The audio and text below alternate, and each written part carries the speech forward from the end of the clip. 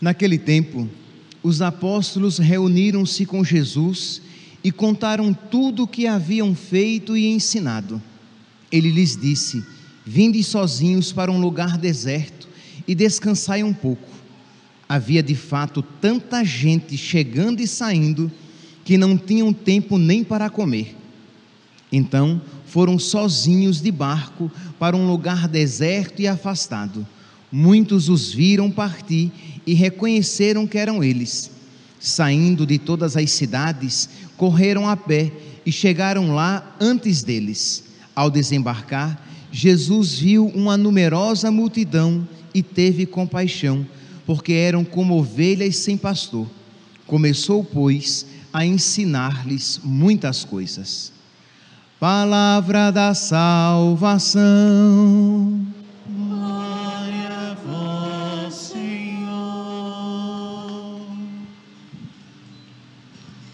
Aleluia, aleluia, aleluia, aleluia.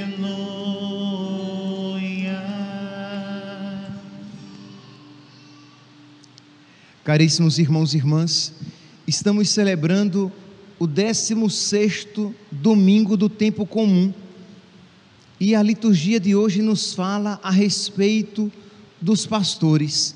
Apresenta Jesus como o exemplo do bom pastor, e na primeira leitura, retirada aqui do profeta Jeremias, apresenta os pastores de Israel como os maus pastores, como aqueles pastores que não estavam interessados em pastorear, em cuidar das ovelhas, em atender às suas necessidades, mas preocupados apenas com os seus interesses. Diz aqui: ai dos pastores que deixam perder-se e dispersar-se o rebanho de minha pastagem.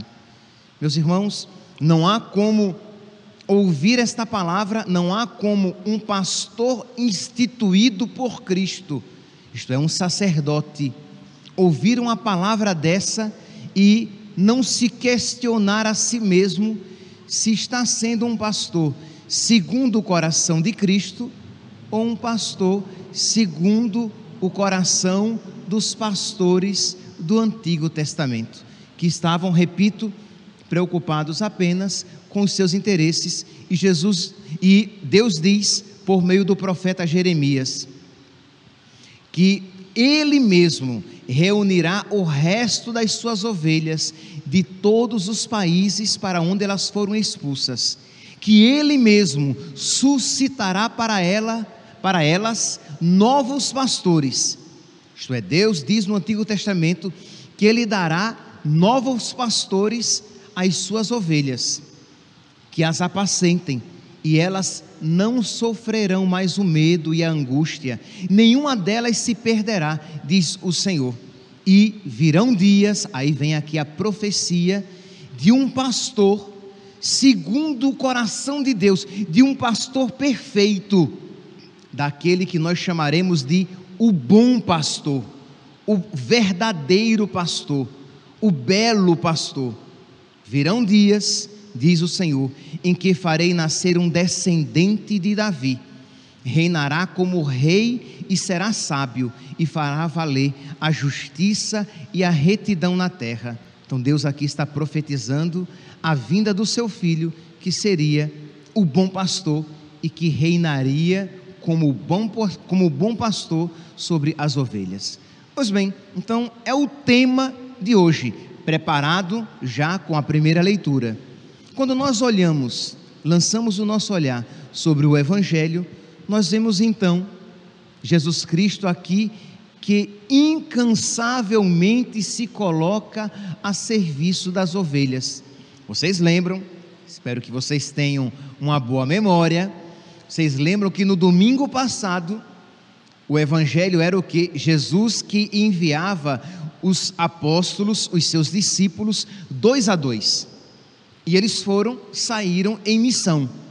Pois bem, o Evangelho de hoje é uma continuação imediata do Evangelho do domingo passado. Então diz aqui que os apóstolos voltaram da missão para a qual eles tinham sido enviados, que os apóstolos reuniram-se com Jesus e contaram tudo o que haviam feito e ensinado. E Jesus disse: vinde sozinhos para um lugar deserto e descansai um pouco, porque enquanto os discípulos saíram em missão, Jesus continuou com a sua missão, ensinando, cuidando, aconselhando, alimentando as suas ovelhas. Diz aqui que havia tanta gente chegando e saindo que não tinham tempo nem para comer.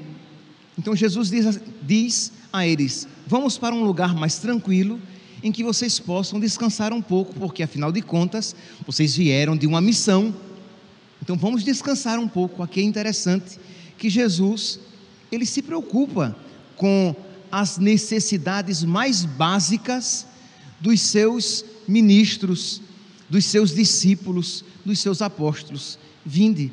E diz então, não neste evangelho de São Marcos, mas no evangelho de Mateus, vai dizer que Jesus então pega a barca e ele atravessa o lago para ir para um lugar retirado, já que ele estava ali atendendo as pessoas e havia muita gente, e repito, de modo que eles não tinham tempo nem sequer de comer.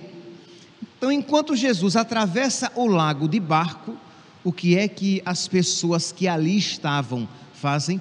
Elas vão correndo pela margem e chegam primeiro do outro lado, e quando Jesus chega de barco com os apóstolos, a multidão já estava lá esperando novamente. Isto é, elas estavam sedentas. Ora, se Jesus tivesse um coração como o coração dos pastores de Israel, Jesus iria simplesmente deixá-las a si mesmas. Mas Jesus tem o coração do bom pastor. Ele é o bom pastor. E diz aqui que Marcos capítulo 6, versículo 34: ao desembarcar, Jesus viu uma numerosa multidão e teve compaixão, porque eram como ovelhas sem pastor. Meus irmãos, é porque nós estamos tão afastados desta ideia de uma ovelha, de um rebanho sem pastor, que nós não compreendemos claramente em que isso consista. Um rebanho sem pastor está à mercê dos lobos, da mesma maneira que um galinheiro está à mercê de raposas. Imagine uma região cheia de raposas e que não tem ninguém que tome conta daquele galinheiro. As raposas virão e vão comer as galinhas. Imagine um rebanho numa região cheia de lobos. Se não houver ali um pastor tomando conta daquelas ovelhas, os lobos vêm e devoram todas elas. Então Jesus diz: eu sou o bom pastor, diz lá no evangelho de São João, no capítulo 10. Então Jesus, ele se ocupa, ele se preocupa, ele as protege, e viu que aquelas ovelhas de Israel, que aquele povo eram como ovelhas sem pastor, porque ninguém era por elas. Percebe aqui então a analogia, quando o povo de Deus não é cuidado pelos seus pastores, de modo que eles ficam à mercê dos lobos do mundo, das modas do mundo, daquilo que a mídia apresenta, porque não tem pastores que cuide delas. Pois bem, e diz então que Jesus, vamos lá, cansado, porque ele estava atendendo as pessoas, de modo que não tinha tempo nem de comer. Jesus cansado, com os discípulos cansados, muito provavelmente famintos, que tinham chegado de missão. Então não é que numa missão tudo esteja muito fácil e à disposição. Então Jesus cansado, com fome, com os discípulos cansados e com fome, mas diz que quando ele desembarca e vê aquela multidão, ele sente compaixão, porque eram ovelhas eram como ovelhas sem pastor, e começou, pois, a ensinar-lhes muitas coisas.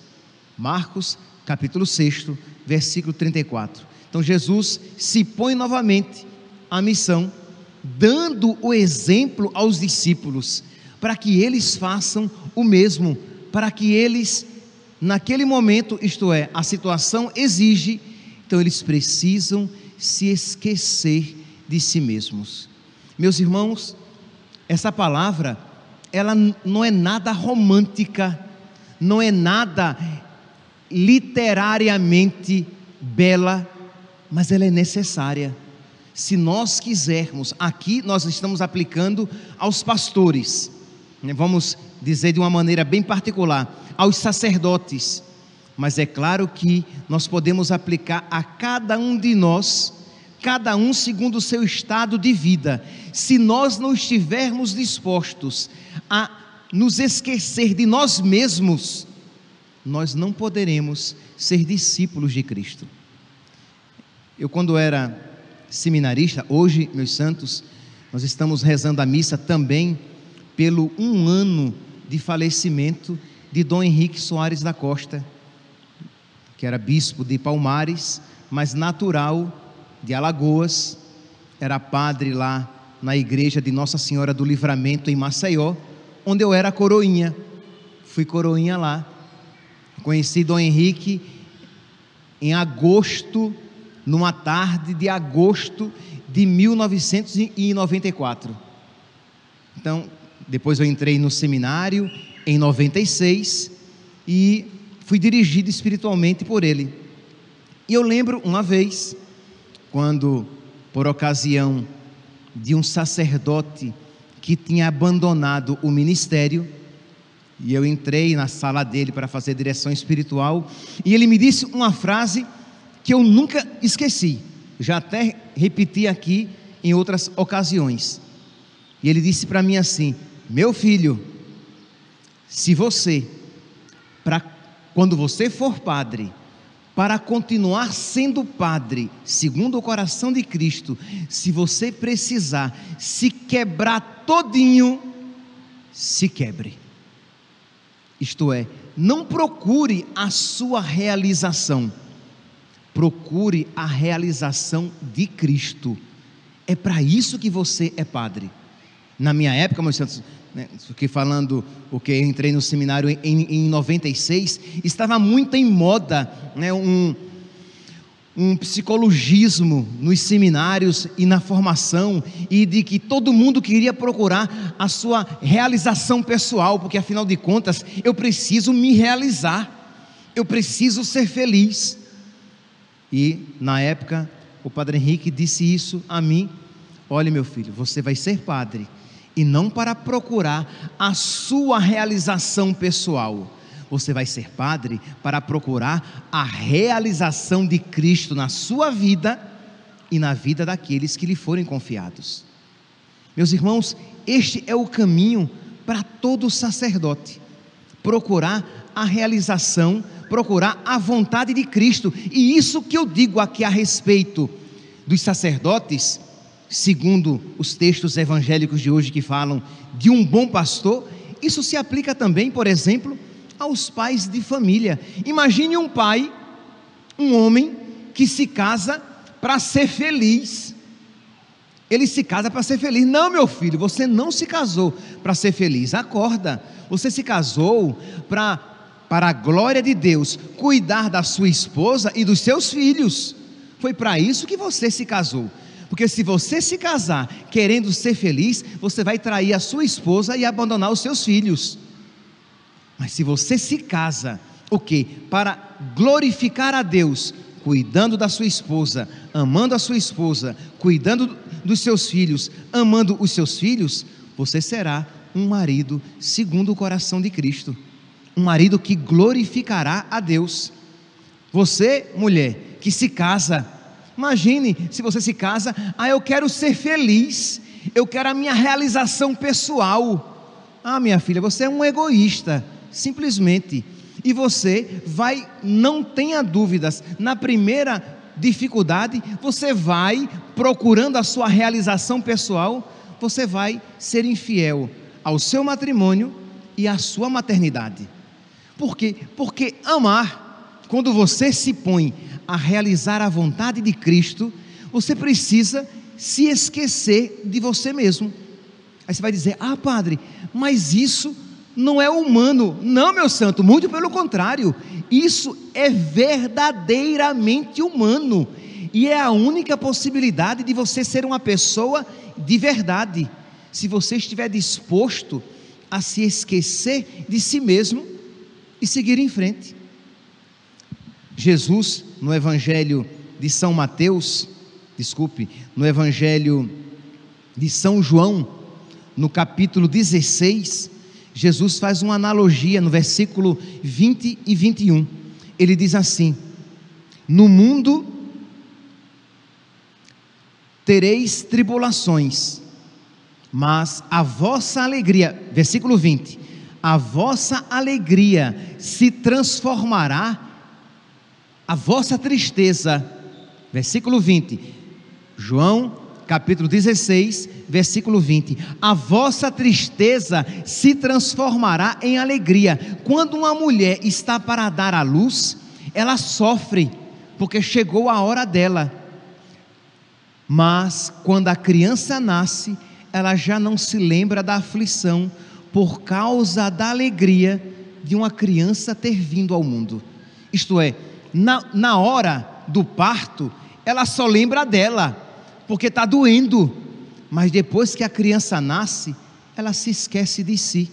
Não é que o sofrimento não continua, houve ali de alguma maneira uma certa violência ao seu corpo, mas ela está tão focada agora na criança, ela se esqueceu de si e ela pode ser feliz. Jesus, o autor da carta aos Hebreus, no capítulo 12, no versículo 1, diz assim: tende sempre os olhos fixos no autor e consumador da vossa fé, Jesus.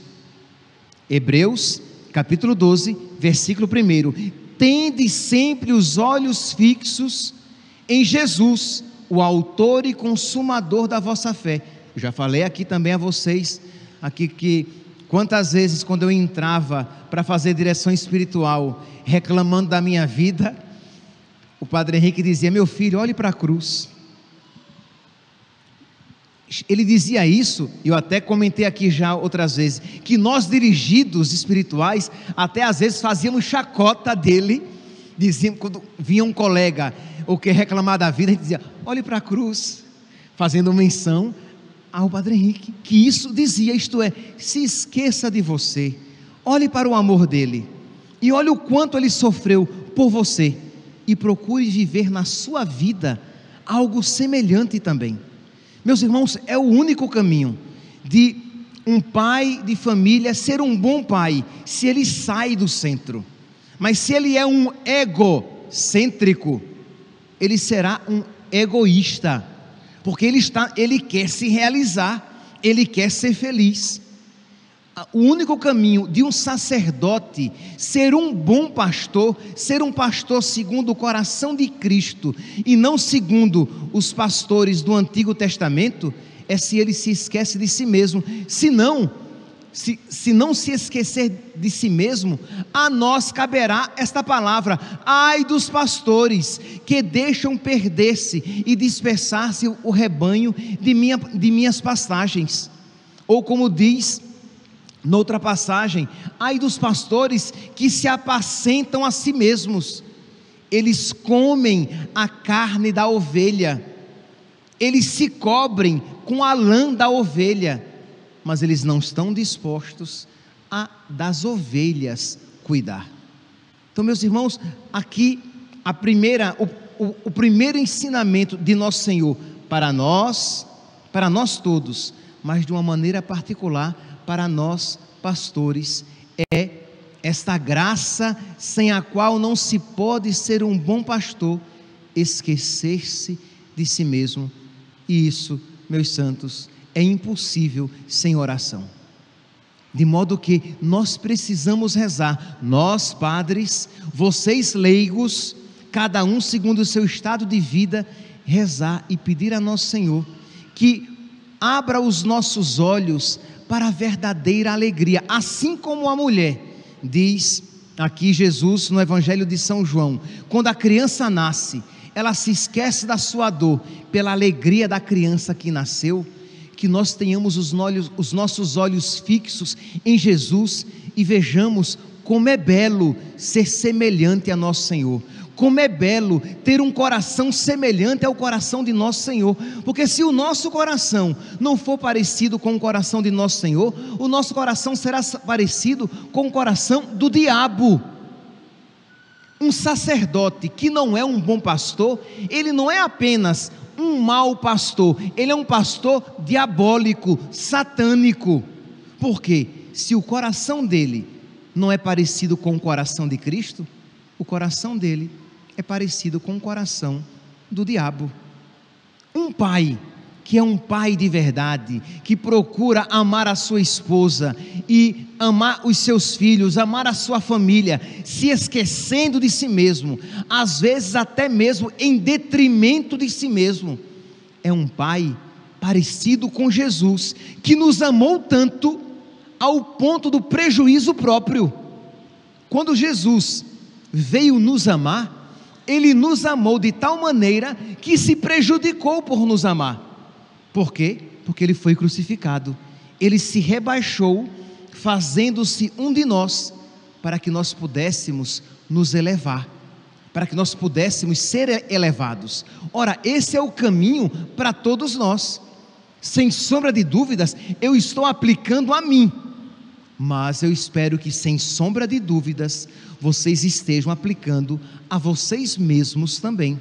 Sem sombra de dúvidas, no altar, eu vou rezar por mim, para que eu seja um bom pastor, e por vocês, e eu espero também que sem sombra de dúvidas vocês rezem por vocês, por suas famílias, mas também por nós sacerdotes, para que sejamos sacerdotes segundo o coração de Cristo, para que sejamos bons pastores, esquecidos de nós, esquecidos desta vida passageira, mas focados naquela vida que não passa, querendo aquilo que permanece, porque neste mundo tudo é passageiro. Pois bem, mas aqui é o primeiro aspecto do bom pastor, daquele pastor que se esquece de si mesmo, porque assim fez Jesus durante toda a sua vida, e de um modo particular no texto de hoje, que com fome e cansado, ele, como é que diz aqui? Ele se colocou, ele começou, pois, a ensinar-lhes muitas coisas. E aí vem o segundo aspecto de um pastor de verdade. É um pastor que está disposto a ensinar. Diz então que Jesus começou a ensinar os discípulos e aquela multidão ali presente. Ora, da mesma maneira, o pastor segundo o coração de Cristo, o sacerdote segundo o coração de Cristo, ele precisa ter a coragem de ensinar muitas coisas, de ensinar a verdade. Um sacerdote, ele não deve se pregar a si mesmo, ele não deve pregar aquilo que ele acha, ou aquilo que ele gosta, ele prega Cristo, e a verdade de Cristo, ensinada pela igreja de Cristo há mais de 2000 anos, mesmo que este ensinamento esteja fora de moda, mesmo que este ensinamento esteja, de alguma maneira, lhe cause algum prejuízo. Diz aqui que Jesus ensinou muitas coisas, e por muito disso que ele ensinou, por causa disso, ele foi perseguido, ele sofreu, ele foi caluniado e ele morreu. E da mesma maneira, um sacerdote, um bom sacerdote, precisa estar disposto a ensinar a verdade inteira. Aí você vai dizer, mas padre, se se o padre ele começar a pregar o evangelho inteiro, vai ter muita gente que não vai se agradar. Mas, meu santo, essa é a maneira de o sacerdote ser um bom pastor e cuidar das ovelhas. Porque se ele simplesmente, para não ter problema, seja com os lobos, ou não ter problema com as próprias ovelhas que não querem ser instruídas, se ele se cala, ele se torna um cão, um cachorro mudo, como diria um padre da igreja.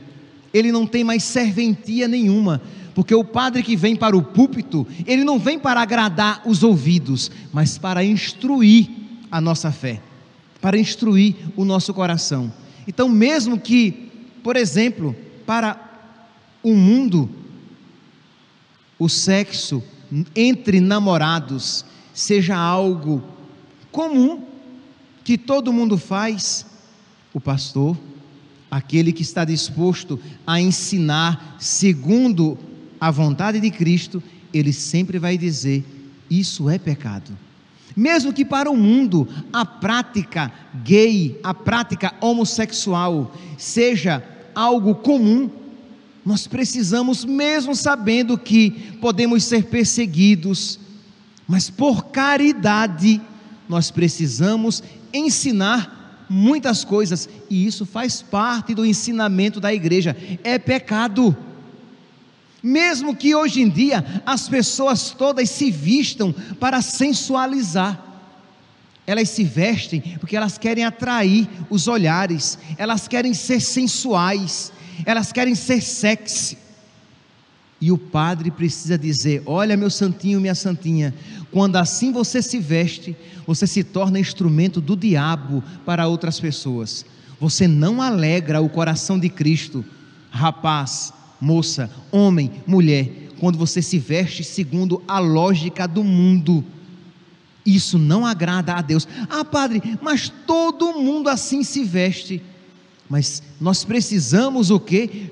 Converter o mundo. Se vocês olharem o evangelho do domingo passado, quando Jesus envia os apóstolos em missão, Jesus os envia para que eles convertam as multidões. Como é que diz o evangelho? Vamos lá, pegar aqui 15º domingo, diz que: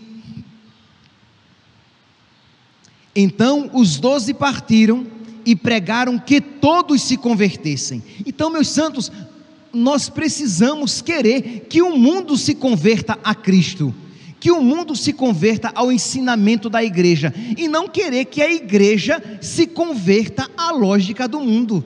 É claro que o aborto é pecado, será sempre pecado, e será sempre pregado por um bom pastor como pecado, por caridade. Porque quando alguém comete um pecado, como diz São Paulo, ela entra na morte, porque o salário do pecado é a morte. Então, se o sacerdote, ele tem medo do lobo, ele não quer se indispor com o lobo, ele fica calado e não diz coisa alguma. Não, Jesus ensinava muitas coisas. A outra maneira de um sacerdote numa comunidade ser um bom sacerdote é quando ele prega Cristo, o Evangelho de Cristo, e não a própria opinião. Imagine que coisa horrorosa é um padre no púlpito que prega as suas próprias ideias, as suas próprias concepções. É horroroso. E que alegria quando nós somos sacerdotes e pregamos aquilo que Jesus Cristo nos leva a pregar, nos leva a ensinar. Então, padre, mas muita gente falta a missa ao domingo, e nós precisamos dizer às pessoas que faltar missa aos domingos é pecado. Padre, muitas pessoas tomam anticoncepcional, e nós iremos dizer: olhe, você que toma anticoncepcional, casado, casada, tendo vida sexual e tomando anticoncepcional, você está cometendo um pecado. Mas padre, mas isso, se o senhor disser isso, vão dizer que o senhor é muito antigo. Mas, meu santo, a minha igreja é antiga, a igreja de Jesus é bem antiga.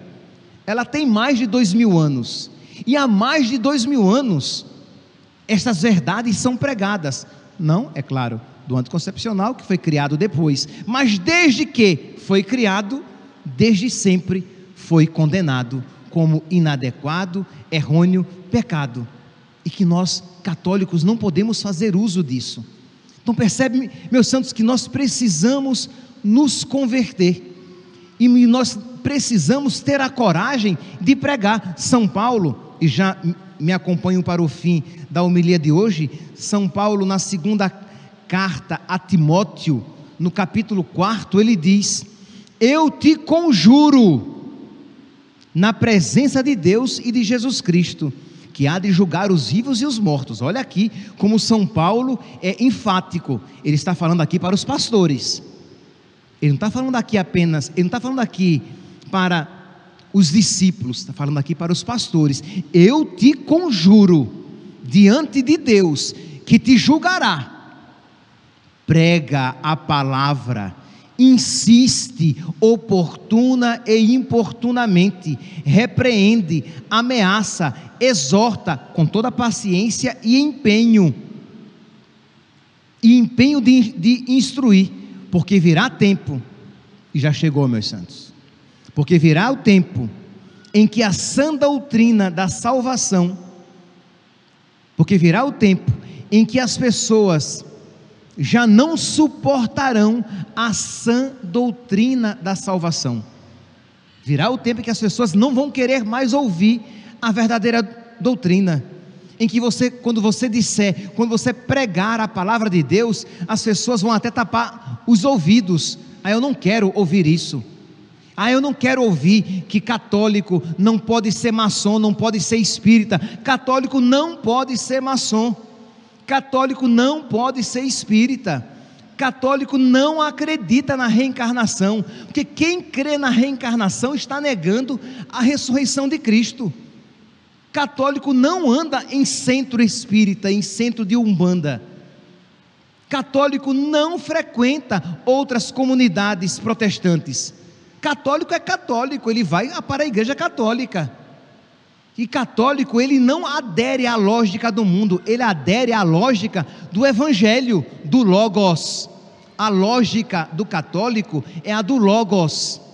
Esta é a sua lógica, e é para isso que ele reza, pedindo a Deus que o converta, que mude a sua mentalidade. Pois bem, mas continua São Paulo dizendo aos pregadores, aos pastores: levados pelas próprias paixões e pelo prurido de escutar novidades, buscarão para si mestres e afastarão os ouvidos da verdade e se atirarão às mentiras.